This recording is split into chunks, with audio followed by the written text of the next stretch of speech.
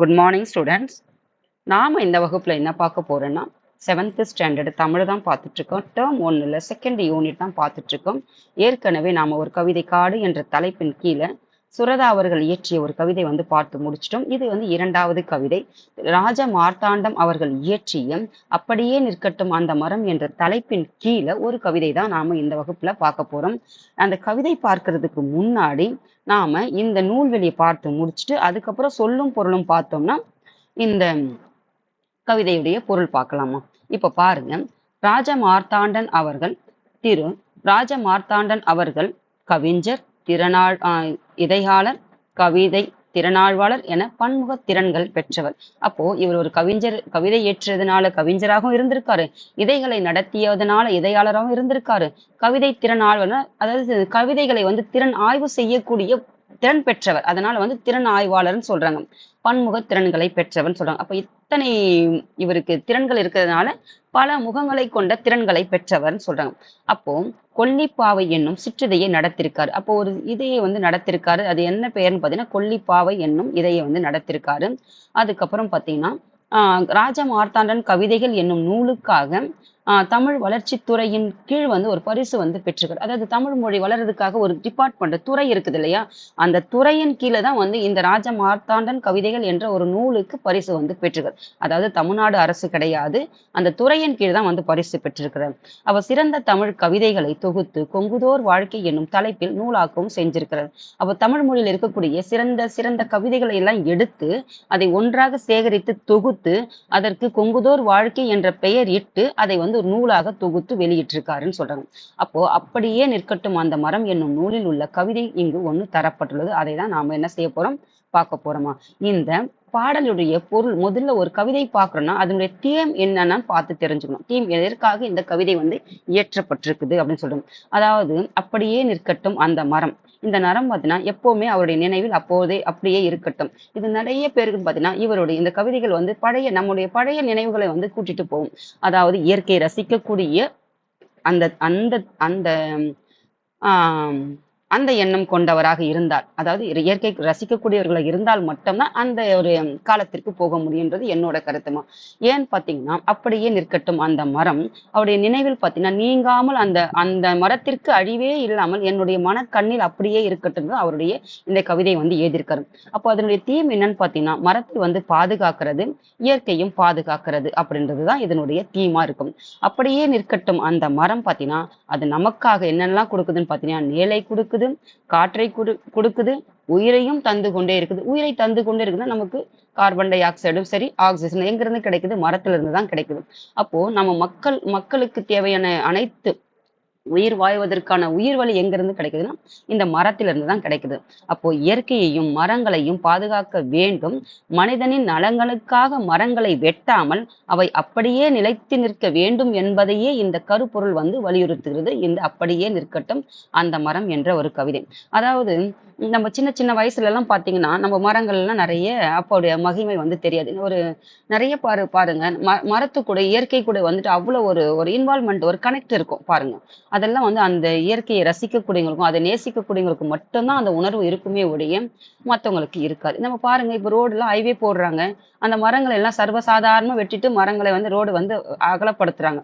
அப்போ ஒரு மரம் வெட்டினா இப்ப நீங்க அப்பெல்லாம் பாத்தீங்கன்னா நாங்க சின்ன பிள்ளைங்களா இருக்கும்போது ரோட்ல எல்லாம் நடந்து போனா நமக்கு வெயில்ன்றதே தெரியாது. ஏன்னா மரம் ரோடு முழுவதும் மரம் இருக்கும். ஆனா இப்ப என்ன செய்ய முடியாது, ஒரு ஒதுங்குறதுக்கு ஒரு 5 நிமிஷம் ஒதுங்கலாம், ஒரு இலைப்பாறலாம் சொல்லுவாங்க இல்லையா, அப்படி நிக்கிறதுக்கு கூட இன்னைக்கு ரோட்ல மரம் கிடையாம அப்படி ரோடு எக்ஸ்டெண்ட் பண்ணாங்கன்னா அதற்கு ஒரு மரத்திற்கு பதிலாக 2 மரங்களை நடுறது எந்த ஒரு கவர்மெண்ட், எந்த ஒரு அரசு முன்னெடுக்குதோ அதுதான் மிக சிறந்த அரசாக நான் சொல்லுவேன். அது இது வரைக்கும் காமராஜர் அவர்களுக்கு அப்புறம் யாராவது இருக்காங்களான்றது பார்த்தீங்கன்னா மிகப்பெரிய கேள்விக்குறியாக தான் இருக்கும். நீங்க அதெல்லாம் கொஞ்சம் பாருங்கம்மா. இந்த சின்ன வயசுலயே மரத்தை நடக்கூடிய பழக்கத்தை வளர்த்துக்கோங்க. ஒண்ணும் இல்லை, இந்த கவிதை சொல்லதுக்கு அப்புறம் நான் சொல்றேன், ரொம்ப நாளைக்கு அப்புறம் உங்களுக்கு வகுப்பு எடுக்க முடியல, அதற்கு பாத்தீங்கன்னா மிகப்பெரிய வருத்தத்தை தெரிவிச்சுக்கிறேன். நானும் உங்களுக்கு எல்லா வகுப்புகளையும் என்னால முடிஞ்ச அளவுக்கு உங்களுக்கு கொடுத்துட்டே இருக்கணும், நல்ல விஷயங்களை கொடுத்துக்கிட்டே இருக்கணும். என்னால முடிஞ்சு எனக்கு புரிஞ்ச அளவுக்கு உங்களுக்கு வகுப்புகளை கொடுக்கணும்னு தான் இது ஆரம்பிக்கப்பட்டது. ஆனா சில சில காரணங்களால சில சூழ்நிலைகளால என்னால இதை தொடர்ந்து கொடுக்க முடியல. என்னை தொடர்ந்து பார்க்கக்கூடிய 10 பேரோ இல்லாட்டி ஒரு 20 பேரோ அவங்களுக்காக பார்த்தீங்கன்னா மிகப்பெரிய வருத்தத்தை நான் தெரிவிச்சுக்கிறேம்மா.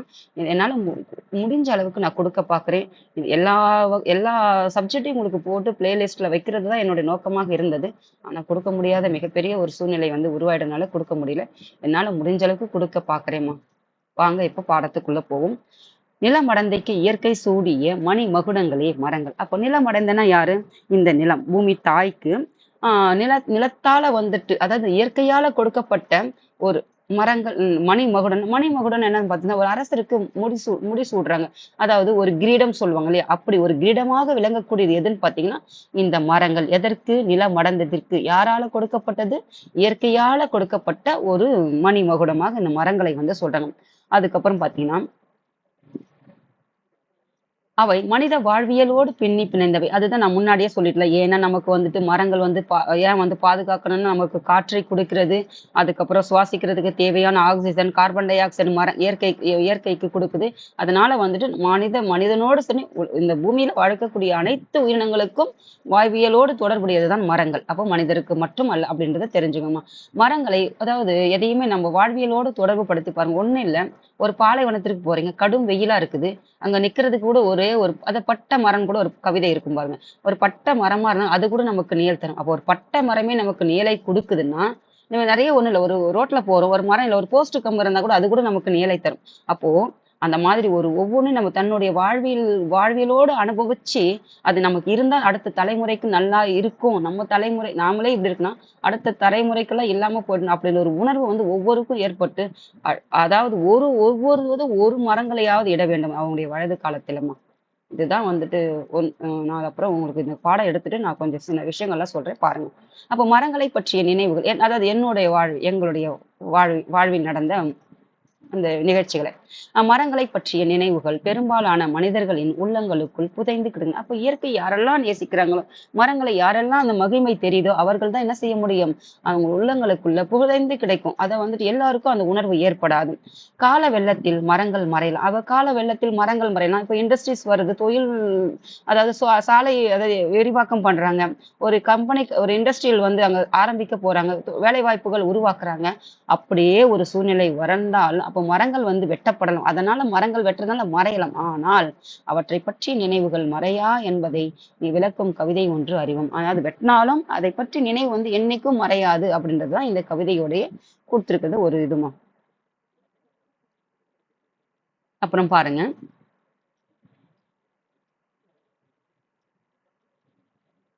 ஊரின் வடகோடியில் அந்த மரம் 5 வயதில் பார்த்தபோது இப்படியேதான் இருந்தது.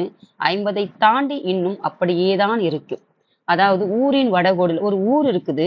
அந்த ஊரினுடைய தெரு இருக்குதுன்னா அந்த தெருவினுடைய வடகோடி பக்கத்துல வடகோடினா வடக்கு பக்கமா ஒரு கோடினா அந்த அந்த அந்த கடைசியில அந்த கோடினா அதுதான் வந்து கடைசி பகுதியில அந்த மரம் இருக்குதுன்னா 5 வயதில் நான் பார்த்தபோது அப்படிதான் இருந்தது. இன்னைக்கு 50ம் தாண்டியது. இன்னைக்கும் அப்படி. அப்ப எத்தனை ஆண்டுகள் பழமையான மரங்கள் பாருங்க. அப்போ இவருக்கு 5 வயதுலயே அந்த மரம் அப்படிதான் இருந்தது. இன்றைக்கு 50 வயதுல இன்னைக்கு அப்படிதான் இருக்குதுன்னா அப்ப கிட்டத்தட்ட இவருடைய காலமே 50 ஆண்டுகள்னும் போது அப்போ இதற்கு முன்னாடி எத்தனை தலைமுறை இந்த மரங்கள் வந்து பார்த்திருக்கோம் அப்படின்றது பாருங்க. அதே மாதிரிதான் நான் எனக்கு அதுதான் சொல்ல வந்தேன்.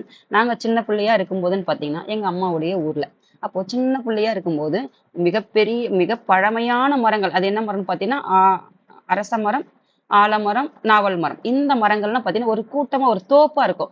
அது எங்க இருக்குன்னு பாத்தீங்கன்னா எங்க ஊருக்கு அதாவது வடகோடியில இதே மாதிரி வடகோடியில இருக்கும்.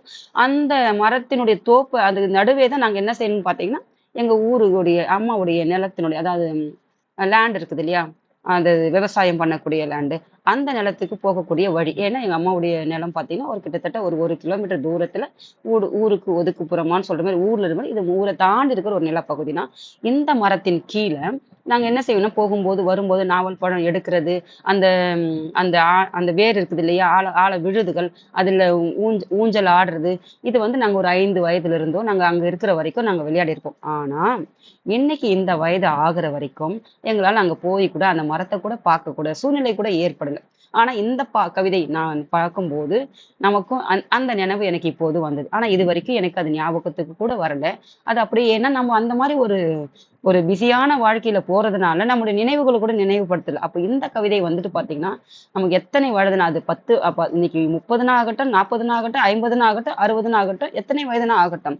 ஆனா, இந்த நினைவுபடுத்தக்கூடிய வகையில வந்து இந்த கவிதை அமைஞ்சதா நான் வந்து பார்க்கிறேன்மா. அதனால யாரெல்லாம் இந்த கவிதை படிச்சதுனால உங்களுடைய அந்த சைல்ட்ஹுட் அந்த ஒரு மெமரீஸ்க்கு போயிட்டு வந்தீங்கன்னு பாருங்கம்மா. இதுதான் வந்து அப்போ அந்த அப்போ இப்போ என்ன இந்த கவிதை படிக்கும்போது எனக்கு என்ன உணர்வு ஏற்பட்டதுன்னா, நாமளும் போயிட்டு அதெல்லாம் மறுபடியும் பார்க்கணும். இன்னமும் அந்த மரங்களுடைய அந்த வாரிசுகள்ன்னு சொல்லுவாங்க இல்லையா? ஏன்னா பெரிய பெரிய மரங்கள்லாம் பெரிய அது நம்ம என்ன சொல்றது? 10 பேர் கை கோர்த்தா கூட அந்த ஒண்ணு இணைக்க முடியாது. அந்த அளவுக்கு மிகப்பெரிய அந்த அந்த அடிமரமே அப்படி இருக்கும். அது அதனுடைய வேர் விழுதுகள் பார்த்தீங்கன்னா, விழுந்து விழுந்து அப்படி ஒரு தோட்டமா தோப்பு தோப்பு தோட்டம் கிடையாது. தோப்பாக உருவாயிருக்கு. அப்படியெல்லாம் அதுக்குள்ள போகணும்னாவே அவ்வளோ பயத்தோடு இருக்கும். அப்படி ஒரு கூட்டமுள்ள மரங்கள் தான் அது. ஆனா அதுக்குண்டான அதுக்கப்புறம் நம்ம அத பார்க்கறதுக்கு கூட அது ஞாபகத்துல கூட வரல. இந்த கவிதை பார்க்கறதுக்கு அப்புறம் எனக்கு அந்த ஒரு உணர்வு ஏற்பட்டதும்மா. அந்த மாரி உங்களுக்கு யாருக்காவது ஏற்பட்டிருந்தா பாருங்க. போய் பார்த்துட்டு வாங்க. பாருங்க. அதுக்கப்புறம் பார்த்தீங்கன்னா, இந்த மரம் 50 தாண்டி இருக்குதுன்னா, அப்ப தாத்தாவின் தாத்தா காலத்தில் நட்டு வளர்த்த மரமாம், அப்பா சொல்ல கேட்டிருக்கிறேன். அப்போ தாத்தா, இவருடைய அப்பா வந்து சொல்லியிருக்கிறாரு. அவங்க அப்பாவுக்கு தாத்தா. அப்ப தாத்தாவுக்கு அப்ப இவருடைய தாத்தாவுக்கு அப்பா நட்ட காலத்துல நாட்டு அந்த அப்போ எத்தனை தலைமுறை பாத்தீங்க 4வது தலைமுறை இந்த மரம் வந்து இருந்திருக்கும். அப்போ அவருடைய நட்டு வைத்த மரம் தான் இந்த மரம் அப்படின்னு சொல்லிட்டு கேள்விப்பட்டிருக்கிறேன் அப்படின்ட்டு கவிஞர் வந்து சொல்றாரு. இதெல்லாம் ஒரு இயற்கையோட இணைந்த ரசனை உள்ளவர்கள் மட்டும்தான் இந்த மாதிரிலாம் கவிதைகளை வந்து படைக்க முடியும். சும்மா எதுவுமே செய்யாத மரத்தினுடைய உணர்வு கூட தெரியாதவங்களுக்குலாம் சொல்லி புரிய வைக்கவோ, இயற்கையை பத்தியோ, மரங்களை பத்தியோ, இயற்கை இல்லைன்னா நீங்க எந்த எந்த ஒண்ணும் இல்ல. இனி எத்தனை இண்டஸ்ட்ரியலோ எத்தனை டெவலப்மெண்ட் ஆனாலும் இயற்கை சூழல் இல்லைன்னா நீ மூச்சு விடுறதுக்கு காத்து இல்லைன்னா நீ எங்க போயிட்டு எந்த கம்பெனி வச்சிருந்து எந்த வருமானம் வச்சிருந்து என்ன பண்ண போறீங்க? ஒண்ணுமே இல்ல. அவ்வளவுதான். இது இது இந்த பேசிக் இதை லாஜிக்கா இதை புரிஞ்சுக்கிட்டாவே அது எல்லாரும் ஒவ்வொருத்தருடைய அந்த ஆழ் மனதுல என்ன தோணும்னா ஒருத்தராவது ஒரு ஒரு மரம் நடணும்னு சொல்லி ஒரு எண்ணம் தோன்றும். அதற்காக இந்த கவிதை வந்து நான் ரொம்ப எடுக்கிறதுல வந்து ஒரு ஒரு மகிழ்ச்சியா இருந்தது இந்த இந்த வகுப்பு எடுக்கும்போது. அப்போ பச்சை காய்கள் நிறம் மாறி செங்காய் தோற்றம் கொண்டதுமே சிறுவர் மனங்களில் பரவசம் பொங்கும். ஏன்னா இப்போ நான் என்னோட சைல்ட்ஹுட்டுக்கே சொல்றேனே, அந்த மரங்கள் வழியாக நாங்க போகும்போது பாத்தீங்கன்னா அந்த மரத்தை அந்த தோப்புக்குள்ள இருக்கிற அந்த மரத்தை பார்த்துக்கிட்டே போவோம். அவ்வளவு கொத்து கொத்தா பாத்தீங்கன்னா அந்த இலைங்களுக்கு கூட பாத்தீங்கன்னா அந்த பழுக்கிறதுக்கு முன்னாடி அதாவது காயிலிருந்து கொஞ்சம் காயும் பார்ப்போம். அதுக்கு வந்து பூ பூ வைக்கும், காய் வைக்கும், அதுக்கப்புறம் வந்து செங்கலர்ல வரும். அதுக்கப்புறம் தான் அது என்னன்னு பாத்தீங்கன்னா ஆஹ் என்ன சொல்றது? அந்த பழமா வர்றதுக்கு அப்போ அது காய் வைக்கும்போதே ஒரு பரவசம். ஏன்னா பழம் பழுக்கு சாப்பிட போறோம் இல்லையா? அதன் சுவையை ரசிக்க போறோம் இல்லையா? அதனால அப்பவே வந்து பரவசம் மகிழ்ச்சி பொங்கும் அப்படின்னு சொல்றாரு. பளபளக்கும் பச்சை இலைகளோடே கருநீல கோலி குண்டுகளாய் நாவற் பழங்கள் கிளைகளில் தொங்கும். பார்க்கும்போதே நாவில் நீர் ஊறும். பாருங்க எவ்வளவு ரசனை பாருங்க. இப்ப எனக்கு நிஜமா இந்த கவிதை வந்து என்னை அங்கதான் கொண்டு போச்சு. நாங்கெல்லாம் பாத்தீங்கன்னா சின்ன பிள்ளைங்க ஒண்ணு பாலித்தீன் கவர் வச்சிருப்போம். இல்லாட்டி அப்போல்லாம் சட்டையில கரை படியுதுன்னு நாவல் பழம் அப்படி ஒரு கரை பிடிக்கும். அது வீட்டுல போனா துவைக்கிறதுக்கு அம்மா எல்லாம் அடிப்பாங்க, திட்டுவாங்க. ஆனாலும் அந்த டைம்ல கையை கீழே பாத்தீங்கன்னா மணல்ல பொதிஞ்சு கிடக்கும் அந்த நாவல் பழம். அது கீழே பாத்தீங்கன்னா மணல் மணல் இருக்கும். அந்த நாவல் பழத்துக்கு பக்கத்துல என்னன்னா ஒரு மலையிலிருந்து வரக்கூடிய ஆறு இருக்கும். அந்த மலையை பாத்தீங்கன்னா அந்த நாவல் பழத்துக்கு அடுத்துதான் வந்துட்டு பாத்தீங்கன்னா மலைகள் இருக்கும். எங்களுடைய நிலமும் பாத்தீங்கன்னா அந்த மலைக்கு கீழே இருக்கும். அந்த மாதிரி ஒரு ஒரு லேண்டு தான். அதனால அதை பாத்தீங்கன்னா அந்த வயசுல பாக்குறதுக்கு ரசிக்கிறதுக்கு கூட அது தெரியல நமக்கு. இதை பார்க்கும்போது எனக்கு அந்த ரசனை அப்படியெல்லாம் நம்ம அதை ரசிக்கிறதுக்கு கூட அது தெரியாத வயதுல நாம் இருந்திருக்கோமேன்ற தோணுச்சு. அப்போ அந்த பழங்கள் பாத்தீங்கன்னா பச்சை இலைகளுக்கு கூட அந்த கருநிலங்கள் ஏன்னா அந்த நாவல் மரத்தினுடைய இலைகள் பாத்தீங்கன்னா நிறைய கொத்து கொத்தா இருக்கும். அப்படியே பஞ்சா இருக்கும். அதுக்குள்ளதான் அந்த அந்த நாவல் பழங்கள் பாத்தீங்கன்னா அதுக்குள்ள அப்படியே கொத்து கொத்தா அது பழம் வச்சிருக்கும். அப்போ அது எப்படி இருக்குன்னு பாத்தீங்கன்னா கருநீல கோலி குண்டுகள் கோலி பாத்தீங்கன்னா நம்ம விளையாடுவோம் இல்லையா கோலி குண்டு. அது பாத்தீங்கன்னா நாவற்பழங்கள் கிளைகளில் தொங்கும். பார்க்கும்பொழுது நாவில் நீர் ஊறும். நீர் என்ன எச்சில் ஊறும் சொல்றாங்க அந்த சுவைக்கிறதுக்கு.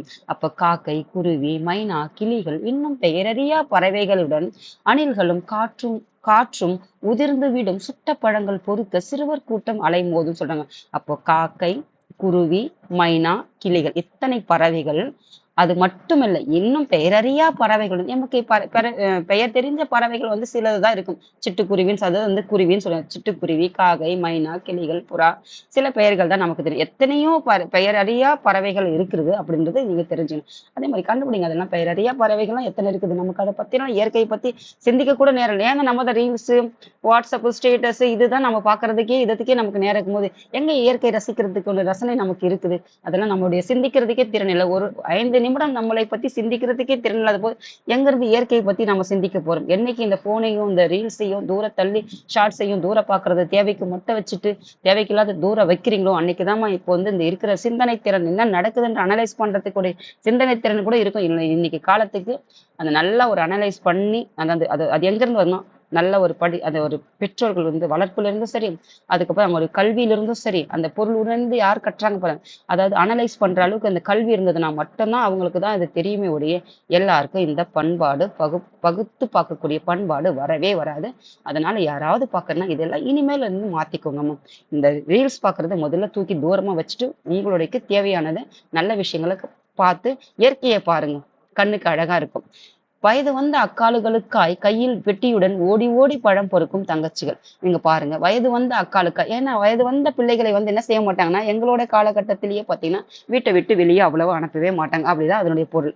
அப்போ அப்படிப்பட்ட குழந்தை பெண் அக்காவுக்காக பெட்டியுடன், அதாவது பெட்டியோட ஏதோ ஒரு பாக்ஸ்ல ஓடி ஓடி பழங்கள் பொறுக்கும் தங்கச்சிகள். அவங்க இருக்கிற தங்கச்சி சின்ன சின்ன பிள்ளைங்களை அனுப்புவாங்க. ஆனா பெரிய பிள்ளைங்கன்னா கொஞ்சம் அனுப்ப மாட்டாங்க, வீட்டை விட்டு வெளியே அனுப்ப மாட்டாங்க. அதுதான் அந்த கவிஞர் வந்து கொடுத்திருக்காரு. எவ்வளவு ஒரு ரசனை பாருங்க. இரவில் மெல்லிய நில ஒளியில் படையெடுக்கும் வரும் பயன் திண்ணி வௌவால் கூட்டம். அப்போ இரவு கூட்டத்துல பாத்தீங்கன்னா நிலவு வெளிச்சத்துல படையெடுக்க வரக்கூடிய யாருன்னு பாத்தீங்கன்னா வௌவாலுடைய கூட்டம். அதுதான் பழம் தின்னக்கூடிய வௌவால் கூட்டம் வந்துட்டு அந்த நில ஒளியில படையெடுத்து வருமா அந்த பழத்தை தின்றதுக்காக அப்படின்றது தன்னுடைய, அதாவது எப்படின்னா சாதாரண ஒரு மொழியில சாதாரண ஒரு வாழ்க்கையில பார்த்ததுதான் வந்து கவிதையாக எழுதியிருக்காரு. எல்லாருக்கும் பொருள் விளங்கக்கூடியதான் இருக்கு. தோப்பு முழுக்க பரவி கிடக்கும் மரத்தின் குளிர்ந்த நிழலிலே கிளியாந்தட்டின் சுவாரஸ்யம் புளிய மிலாருடன் அப்பா வரும் வரை.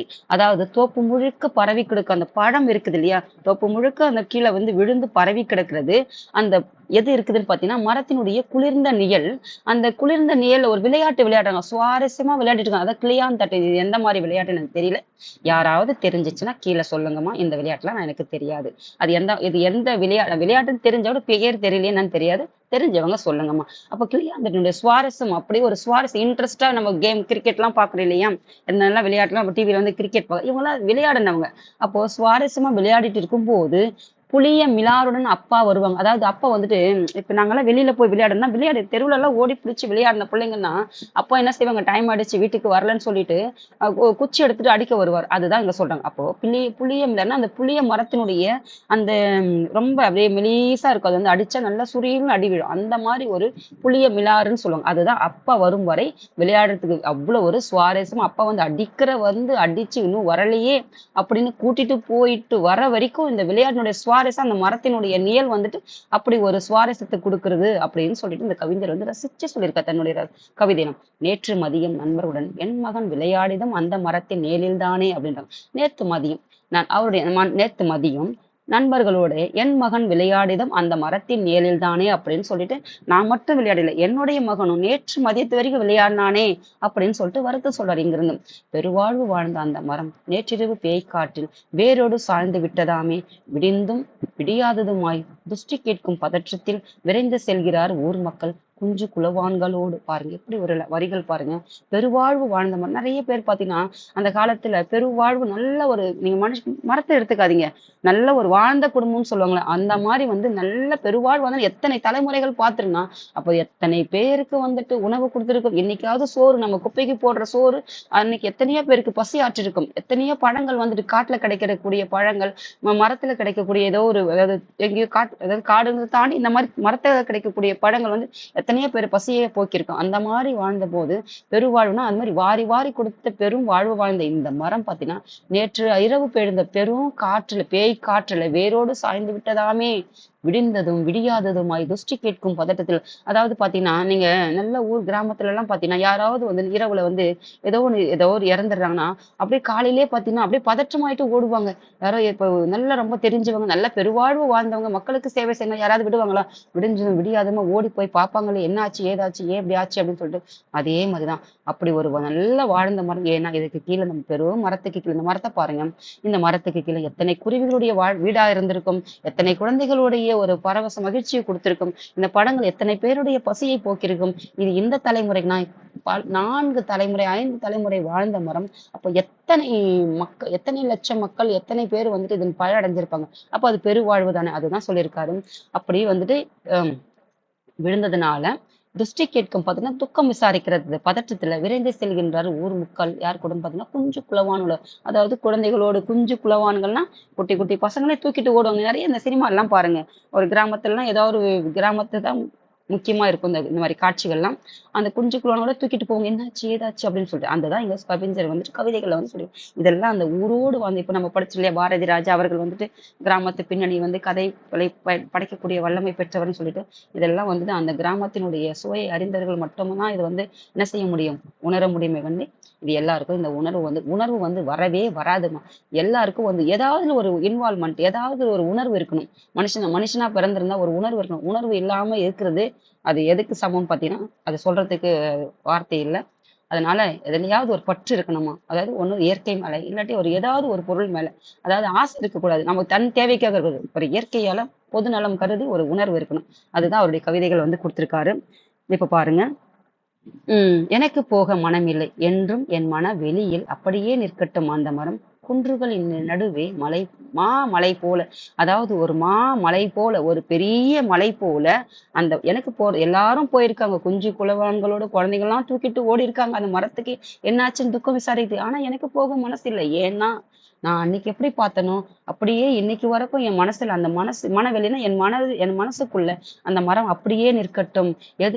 நான் எப்படி பார்த்தேன், ஒரு பெரிய மலைக்கு நடுவுல ஒரு குன்றுகளின் நடுவே அந்த மரம் எப்படி இருந்ததோ அப்படியே என் மனசுல அது அப்படியே இருக்கட்டும். நான் அது இறந்து போச்சு, அந்த மனம் வந்து போயிடுச்சு அப்படின்றத பாக்குற கூட சக்தி, அந்த தியானின்னு சொல்லுவாங்க, அது கூட எனக்கு இல்லை அப்படின்றது தன்னுடைய கவிதையில வந்துட்டு அந்த மரத்தினுடைய ஒரு என்ன சொல்றது, ஒரு உம் அது சொல்றதுக்கு எப்படி வருது, அந்த மரத்தினுடைய வழியை கூட அது அந்த அந்த கவிதையில அவளுடைய ரசிச்சுன்னு சொல்றதை விட அதனுடைய உணர்வு தான் இவர் வெளிப்படுத்திருக்காரு இந்த கவிதையில. நான் அப்படிதான் பார்க்க முடியுது.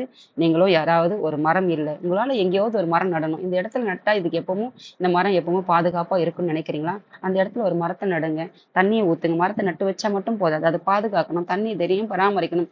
எப்படி நம்ம உடல் வளர்றதுக்கு தேவையான அனைத்து உணர்வுகளும் நம்ம டெய்லி சாப்பிட்றோமோ அதே மாதிரி மரத்தை வச்சனால அது தண்ணி ஊற்றணும். நிறைய ஒரு ஒரு சின்ன அதுதான் நான் சொன்னது. ஒரு சின்ன இடத்துல பார்த்தீங்கன்னா நாங்கள் ஒரு வீடு கட்டலாம், ஒரு இடம் இருந்தது, ஒரு வீடு கட்டலான்ட்டு பார்த்தோம். அந்த போகும்போது பார்த்தீங்கன்னா ஒரு கிலோமீட்டருக்கு பார்த்தீங்கன்னா அந்த ரோடு முழுவதும் பார்த்தீங்கன்னா வெயிலே இருக்கும். எனக்கு ஏன் அங்கே போகிறோம் அப்படின்ற ஒரு வருத்தமே இருக்கும். அதுக்கப்புறம் அங்கே நிறைய அந்த சாலை, என்னோட நோக்கம் என்ன சொல்லுவாங்க பார்த்தீங்கன்னா அக்பர் எப்படி மரம் வச்சாருன்னு சொல்லுவாங்க இல்லையா, அந்த மாதிரி நான் என்ன நினைச்சேன்னா அந்த ரோடு முழுவதும் யாராவது நமக்கு ஒரு சக்தி, அதாவது அதை எல்லாரால செய்ய முடியாதுல்ல, ஒரு இம்ப்ளிமெண்ட் பண்ண முடியாதுல்ல, அதுக்கு யாராவது ஒரு துணை, ஒரு நல்ல ஒரு வலிமையா இருக்கிறவங்களால தான் அது சப்போர்ட் இருந்தால் தான் பண்ண முடியும். அந்த மாதிரி யாராவது கிடைச்சாங்கன்னா நம்ம இந்த மரத்தை வந்துட்டு கொஞ்சம் பேரை வச்சுட்டு நம்ம ரோடு முழுவதும் நல்லா அதுக்கு ஒரு பாதுகாப்பா ஒரு நல்லா ஒரு கட்டமைச்சிட்டு அதுக்கு நீர் ஊற்றி அந்த மாதிரி ஒரு பராமரிப்பு யாராவது ஒரு உதவி வேணும்னு சொல்லிட்டு யோசிச்சுட்டு இருந்து இது பண்ணணும் அப்படின்னு ஒரு எண்ணம் வந்தது. அப்போ போயிட்டு நான் என்ன செஞ்சேன்னா அந்த ஊர் தலைவர் இருப்பார் இல்லையா, அவரை போயிட்டு ஒரு 2 நாள் 3 நாள் போய் தேடி தேடி பார்த்தா அவருக்கு கிடைக்கவே இல்லை. அதுக்கப்புறம் நானே சரி நம்ம தனிப்பட்ட முறையில பண்ணவே முடியாது, பார்ப்போம் காலம் என்னைக்கு வருதோ அன்னைக்கு நாம பார்த்துக்கலாம் அப்படின்னு சொல்லிட்டு இன்னை வரைக்கும் அந்த ரோடு வந்து எப்படி இருக்குன்னு பார்த்தீங்கன்னா மரங்களே இல்லாம ஒரு கிலோமீட்டருக்கு போற அந்த வெயில தாங்கவே முடியாம சூழ்நிலை தான் போயிட்டு அந்த அந்த அந்த இடத்துக்கு போய் ரீச் ஆகணும்னா அப்படிதான் போயிட்டு இருக்கு.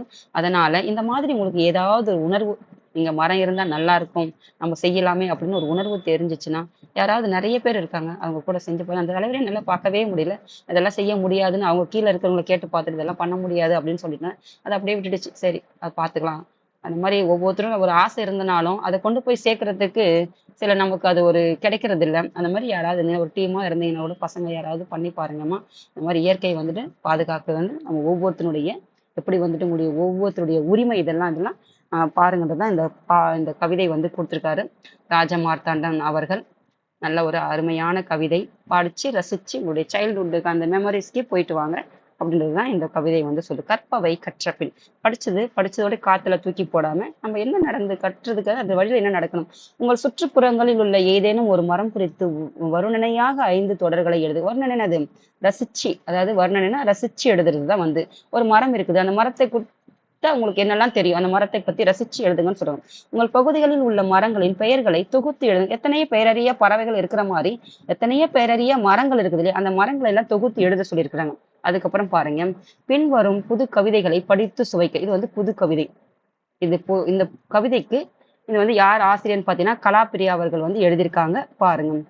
கொப்புள்கள் விலக்கி கொத்து கொத்தாய் கருவேலங்காய். கொப்புள்கள்னா அந்த கொப்புள்னா இப்ப புளியங்காய் இருக்குது இல்லம்மா, புளியங்காய்க்கு உள்ள அந்த புளி எடுக்கணும், அந்த கொப்புல ஓடு இருக்குது இல்லையா, அதுதான் வந்து கொப்புள்கள் விலக்கி கொத்து கொத்தாய் கருவேலங்காய். அதே மாதிரிதான் கொத்து கொத்தா இருக்கும் கருவேலங்காய் கூட.